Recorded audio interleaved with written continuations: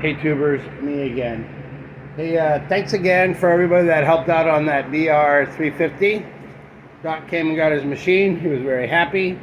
And now we got a new, what do I say? Problem. They're never a problem. We have a new scenario. And I'm gonna let you guys put the thinking caps on again. Rain, Steve, Dave. Here's the scenario. Customer says he's got a issue with the kill switch. That's not a big deal. We got that on hand. Stihl kill switches are $27, I think, out the door. 27 bucks for that. Anyways, the other ones work just as well, and I'll show you what you got to do. I'll show you the modification that you have to make in order to make that like $12, $13 switch work. But it also says that he's got a pull start issue. Well, I go to pull on it, like this thing is tight, like it has like so much compression. But I'm gonna pull it, and then I want you to look over here. This is a belt drive. This is not a chain drive. So when I rotate the engine back here,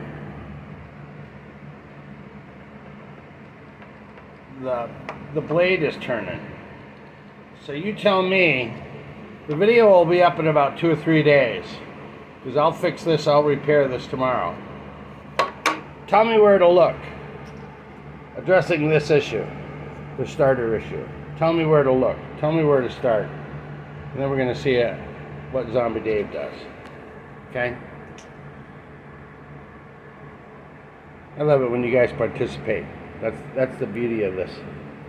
Okay. Put it in the comments.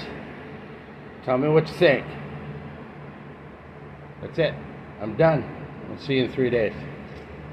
Okay, you guys, it's been 3 days. Here, the symptom was, you already saw, that when you pulled the recoil, that the blade was spinning. When you look at this clutch, see the spacing right there? See how tight it is right there? And how tight it is right there? We're going to say that spring is broken right there, and what happens is it gets lodged in there. Maybe there's even some broken pieces. So let's just zip this off real fast. I think this one goes lefty loosey. Yep. So we should be able to look down in there, and there it is. The symptom, and then that one's not there. And because we do have a horde, there's a new one. I'll just be able to take and drop that on there. And that's it, you guys. Nothing really to it. And by the way, this one goes off in the other direction. So, just so you know, the nut tightens righty-tighty, lefty-loosey. And then this comes off going forward. Okay, guys, thanks for all the input. That's it. I'm done. I'm out. Oh, yeah, sorry, guys. I'm not quite out yet. And then the problem with the switch, see it right there? So we'll just retrieve the other end of that, put it together, solder it, and then put a shrink band on it. And then this one's done. Thanks for watching. Probably put an air filter and all that stuff in it since it's here, but thanks again for watching, you guys, and participating. That's it. We're done. We're out. Okay, guys, I lied again as usual. I wasn't quite done. I told you I'd show you this. Okay, so these are 2 switches. This one over here is aftermarket. This one right here is the one that failed. It's OEM. These ones are $13. These ones are $27 from the dealer. You see the difference is, hold on. See how the wire exports out the front? That'll come into play here in a second. These ones, let's see if we can make this any better. Nope. Nope. These ones are right in the center. Again, this one, side by side, you can see the difference. So far, we haven't run into a problem. OEM, aftermarket. Here's where it gets a little tricky. Down inside where the switch cradles, here's that hole has to line up right over there, and it slides into place. And then the screw would be in there. It doesn't want to set down quite all the way. And if you look at it from the bottom, I'm trying to give you the best angle. It's like those wires right there are being kicked off to the side. So let me grab a Sharpie. Hold on.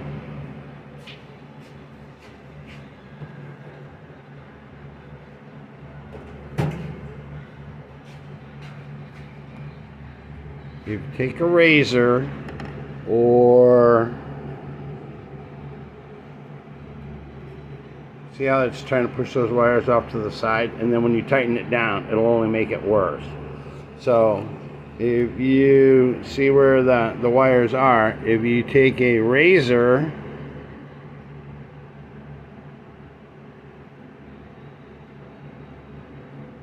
and just take that much off, or a wiggle tool, then the aftermarket wires will go right in there. It doesn't interfere with anything else. They get laced up and around, you know, in the back like normal. But that's the part you can't see if I showed you from the top. So right there, I'll wiggle that, I'll wiggle tool, cut that out in there, and then put the switch back in, and then you'll be able to see it. Okay guys, so got the new switch. It's in the little cradle. Got a multimeter out. We want to make sure that the switch is going to work. Where's my trodes? This one has an audible on it too, so that's kind of nice for me. Oh, I am just getting those on there. You can see the multimeter zeroes out. That means it's going to ground, and it will take and shut off the machine. The other thing that we got to do is, like, once we take and set it back inside of its cradle, there's that little modification that we made, just the tiniest bit. You can still see the Sharpie in there. So now we got to take and I'm going to slide this in there. I'm going to set up put the screw in it.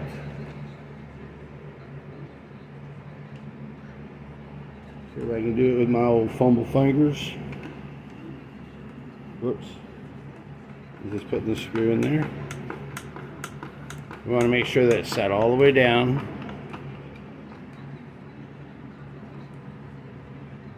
And it is. It's tight and snug. Now you can see where that little modification, whoops, I'll zoom it in, that now these wires can come out of there. Where are you? There it is. Now the wires are not being kicked off to the side. So now we're going to take and set the kill switch all the way up. Whoops, zooming out. Set the kill switch all the way up. We should still get a tone. Just because it worked on dry land doesn't mean it's gonna float.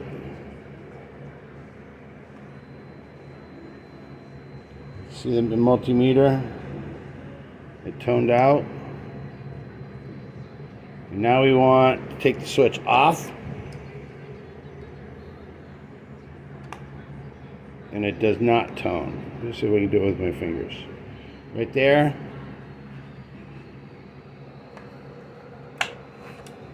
There's the tone. That means it'll shut off. You don't need to see me put it all back together, but that's how you go through and check it. Because it would kind of suck if you went through all of this and then you found out, you know, that one of your little cheapy switches just was defective right out of the package. Okay.